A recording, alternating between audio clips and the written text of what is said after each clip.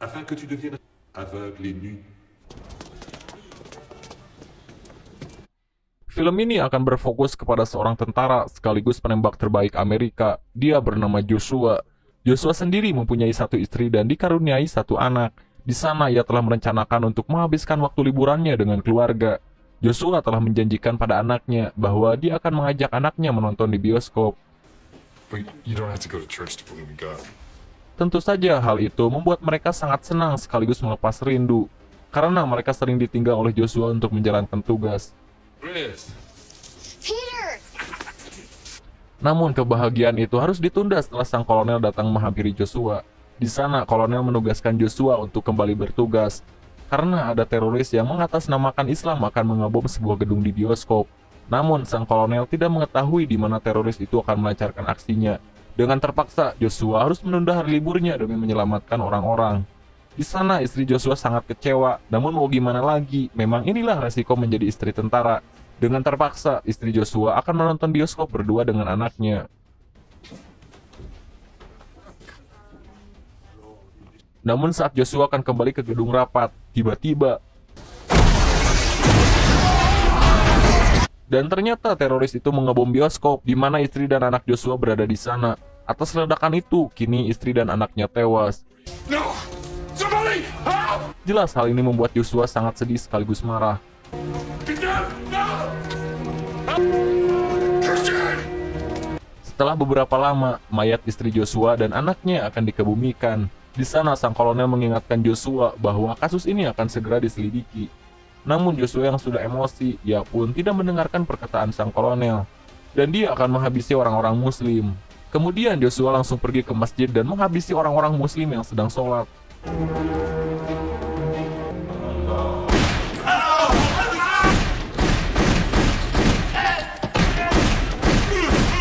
Setelah menghabisi orang-orang muslim, ia pun keluar dan bertemu rekannya. Rekannya mengatakan bahwa Joshua salah sasaran. Seharusnya Joshua bisa menyelidikinya terlebih dahulu, sehingga tidak akan melayangkan nyawa orang yang tidak bersalah. Dan temannya mengatakan bahwa sebenarnya teroris itu adalah kaum ateis yang mengatasnamakan Islam. Dari sini Joshua merasakan penyesalan yang besar, sehingga ia harus menghukum dirinya sendiri. Your name, your passport, your bank account. Don't forget, gentlemen. Not function. We fight for... 6 tahun berlalu setelah kejadian sebelumnya, kini Joshua bergabung dengan pasukan tentara bayaran, di mana semua identitas Joshua akan diganti. Bahkan namanya sekarang bukanlah Joshua, melainkan Guy. Tapi kita akan tetap menyebutnya Joshua biar lebih mudah.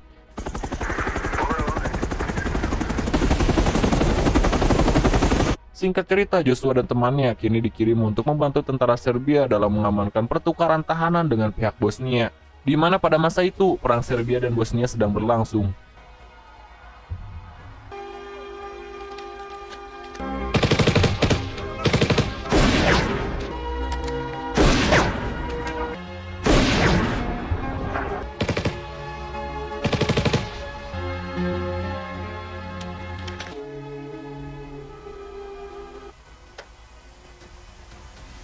Saat ia sedang bertugas, tiba-tiba ada pria muda yang sedang mencari dombanya.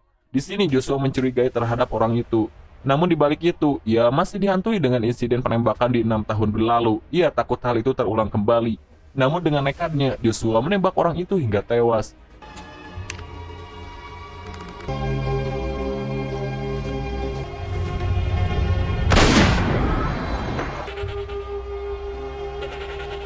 Alasan ia menembak orang itu akan terungkap di scene yang akan datang.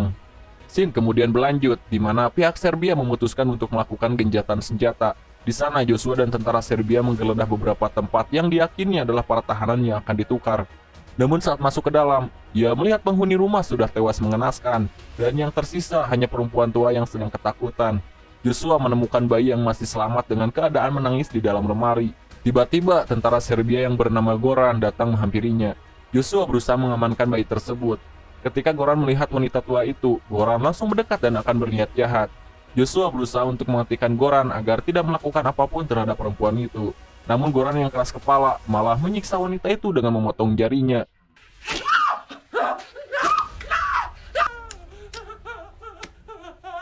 Goran melakukan itu karena wanita itu adalah Muslim. Di sini Joshua sebenarnya ingin membantu wanita itu, namun karena ia sedang berada di pihak Serbia, akhirnya ia tidak bisa berbuat apa-apa. Kemudian mereka keluar dari rumah itu.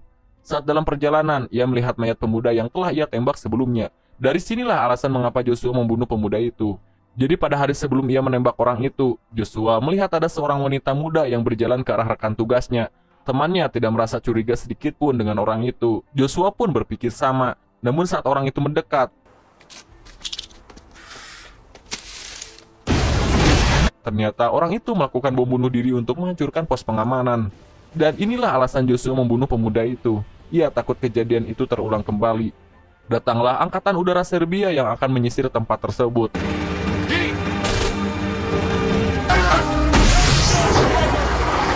Seketika Joshua langsung berlari ke rumah wanita tua tadi. Di sana ia berusaha untuk menyelamatkan bayi dan si wanita tua. Namun sayangnya wanita itu telah mati akibat ledakan dan bayi itu juga tewas. Joshua kembali merasakan penyesalan atas tewasnya bayi tersebut. The daughter of a Muslim bastard my father worked for. Scene kemudian berlanjut di mana Goran dan Joshua akan membawa tahanan Muslim. That's shit. Singkat cerita, pertukaran tahanan itu pun dilakukan. Di sana Joshua ditugaskan untuk mengamankan keadaan. Ketika pertukaran itu berlangsung, ia melihat seorang perempuan yang sedang hamil. Jelas ia pun langsung memfokuskan bidikan kepada wanita tersebut. Wanita itu adalah orang Serbia yang sedang mengandung bayi Muslim. Lantas hal ini membuat Goran tidak senang. Kemudian mereka berdua mengantarkan wanita itu ke tempat tinggalnya. Only Allah warriors know gonna send them to talk to me. You don't have to talk to me. Then I'll talk. Namun saat di terowongan, Goran dengan kesalnya langsung menyeret wanita itu dan akan memperkosanya. Karena wanita itu menolak, Goran pun langsung menendang perut si wanita itu.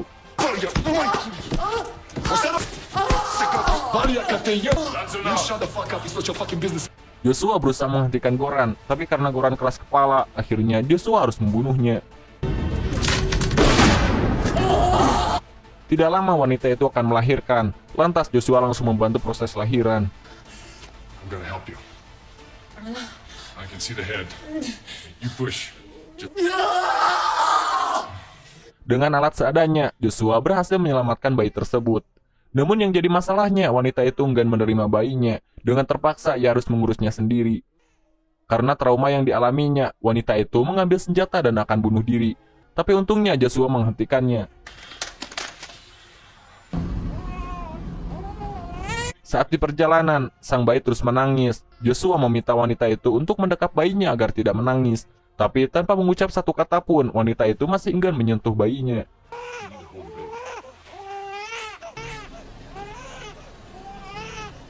Singkat cerita, mereka pun sampai di kediaman si wanita tinggal. Dia langsung disambut oleh si ibu. Lantas, ibu langsung membawa bayi ke rumah dan menyuruh Joshua masuk ke dalam. Setelah di rumah, bayi itu pun diurusi oleh neneknya. Dan di sini kita diberitahu bahwa wanita itu bernama Vera. Vera masih tidak berkata apapun, dan sepertinya ia masih trauma, sehingga ia tidak ingin menyentuh bayi tersebut. Tidak lama kemudian, akhirnya datanglah ayah Vera dan keponakannya. Sepertinya ayah Vera masih marah dengannya karena ia telah melahirkan bayi seorang Muslim. Was she a part of prisoner exchange today? Karena kehadiran bayi Muslim itu, keponakan Vera menyuruh Joshua untuk membawa Vera dan bayinya, karena ayah mereka tidak menerima orang Muslim di rumahnya. Joshua yang tidak bisa berbuat apa-apa, akhirnya mengiyakan perintah tersebut. Hal itu dia lakukan karena dia ingin memperbaiki kesalahan pada masa lalu, dan ia akan berusaha agar bayi Muslim itu tetap hidup. Namun saat mereka berpisah, mereka ketinggalan Dot untuk si bayi. Right, here's what's gonna happen.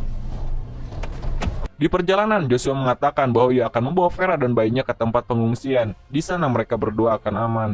Tapi Vera masih tidak berkata apapun. Bahkan saat bayinya menangis, Vera sedikit pun tidak peduli.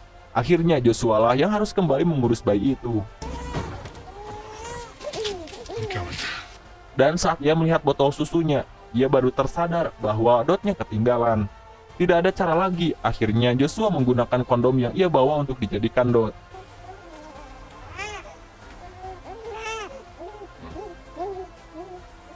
Tidak lama si bayi pun berhenti menangis. Kemudian Joshua berkata, sangat mudah untuk membunuh seseorang, Anda hanya menarik pelatuknya dan semuanya selesai. Tapi untuk bisa bertahan hidup, Anda perlu bersabar. Sudah bisa disimpulkan, Joshua yang dulu menargetkan Muslim sebagai musuh, kini menganggap Muslim sebagai satu pelajaran baginya bahwa empati akan menjadi patriot bagi dirinya. Got a hard nut for that.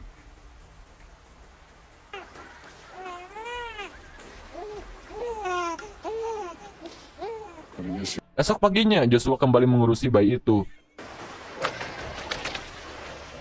Dan terhidangnya, Vera masih enggan mengurusi bayinya, bahkan ia malah meminum semua susu. Tidak lama setelah itu, ayah Vera menemukan keberadaan mereka. Joshua yang mengetahui maksud jahat ayah Vera, lantas ia pun langsung bergegas melarikan diri.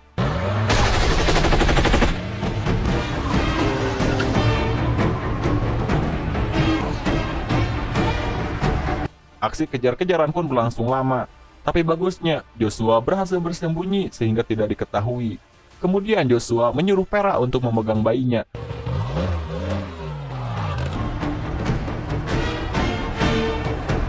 Tapi saat di perjalanan, Vera sepertinya akan membuang bayinya.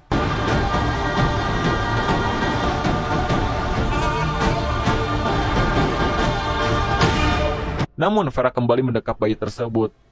Dan disinilah Vera mulai peduli dengan bayinya, walaupun itu hanya sedikit. Jesus Christ! Saat di perjalanan, bayinya menangis, dan Joshua sangat marah ketika susu si bayi dihabiskan oleh Vera. Lantas Joshua harus mengambil susu ke peternakan domba.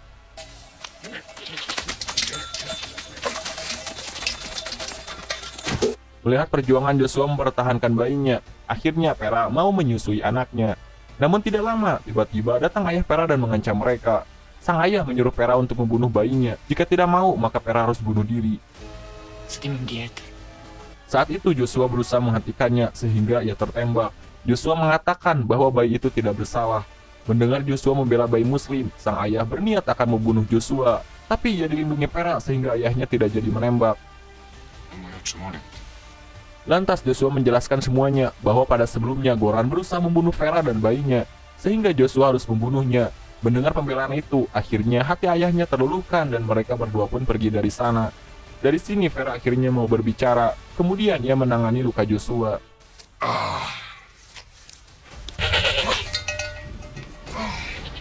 Singkat cerita, saat Joshua terbangun dari tidurnya, ia menyadari bahwa Vera sudah pergi. Lantas Joshua pun menyusulnya. Vera mengatakan bahwa ia akan pulang ke rumahnya. Joshua bersedia mengantarkan Vera pulang ke rumahnya, karena ia takut akan terjadi hal yang tidak diinginkan.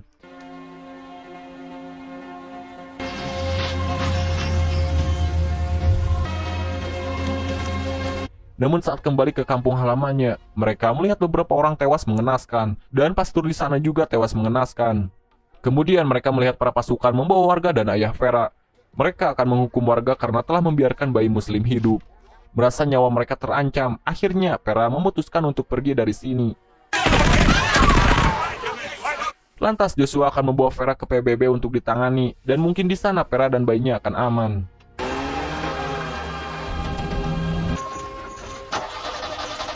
Singkat cerita, perjalanan yang panjang membuat mobilnya kehabisan bensin. Lalu Joshua akan pergi mencari bensin.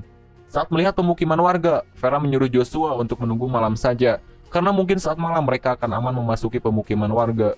Saat malam tiba, Joshua berusaha mengambil bensin yang ada di perahu, tapi ia ketahuan oleh pemiliknya. Tapi bagusnya pemilik perahu itu adalah orang baik, sehingga membiarkan mereka berdua untuk tetap beristirahat dulu di sana. Penghuni rumah sangat ramah kepada mereka, bahkan si nenek itu juga mengurus bayi Vera.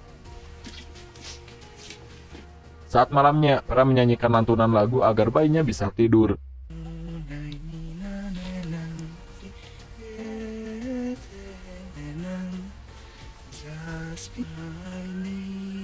Scene pun berlanjut pada pagi hari. Di sana mereka harus meneruskan perjalanan mereka menuju tempat PBB.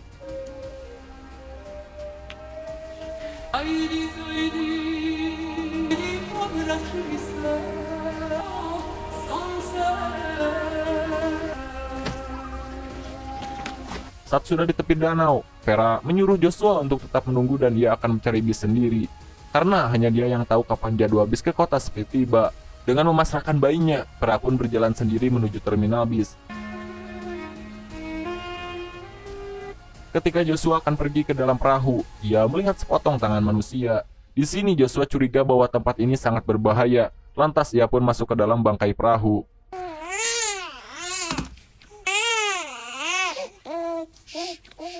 Singkat cerita, Vera kembali ke tempat itu dengan menaiki bis. Namun apa yang terjadi? Ternyata Vera salah masuk bis. Ia malah masuk ke dalam bis para pemberontak.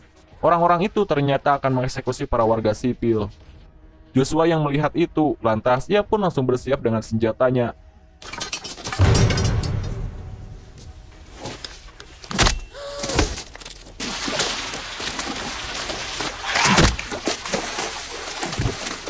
Namun, Vera yang mengetahui hal ini akan membahayakan Joshua dan anaknya, berusaha memberikan isyarat agar Joshua tidak menembak. Lantas, Vera langsung menyanyikan sebuah lantunan agar bayinya tidak menangis.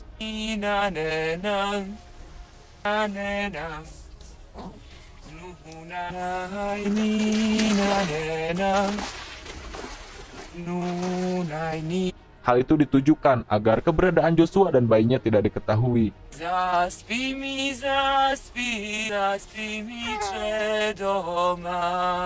Namun tidak lama, Vera harus mati oleh pemberontak itu. Para pemberontak langsung menembaki para warga sipil.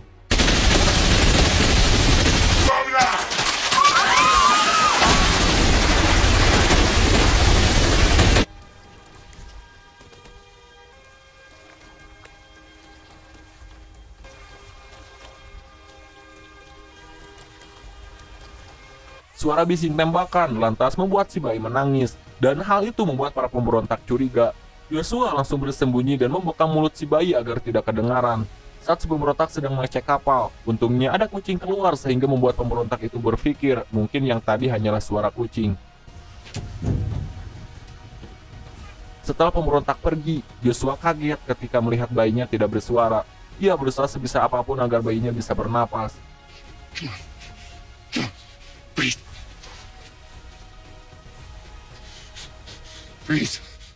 Dan tidak lama, akhirnya bayi itu masih bisa diselamatkan.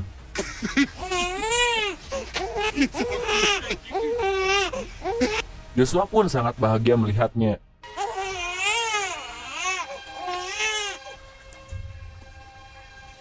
Singkat cerita, ketika malam, akhirnya ia menemukan bis yang akan pergi ke kota Split.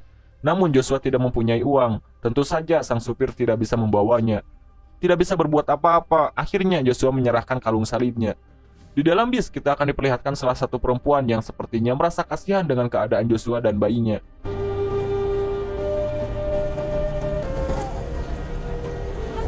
Setelah sampai di terminal bis, Joshua langsung bertanya di mana tempat palang merah berada, dan wanita yang tadi memberitahunya.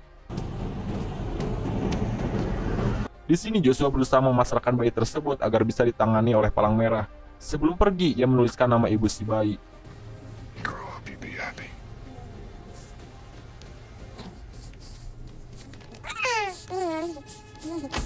Di akhir film, Joshua pergi ke tepi pantai, dan ia membuang semua identitas termasuk perlengkapan senjatanya. Kemudian ia menangis. Tidak lama datanglah wanita tadi. Si wanita itu bertanya apakah ini putrimu, dan Joshua menjawab bahwa bayi itu adalah putrinya. Lantas wanita itu pun mengatakan tidak ada alasan untuk meninggalkan bayi, dan akhirnya Joshua akan merawat bayi itu walaupun bayinya beragama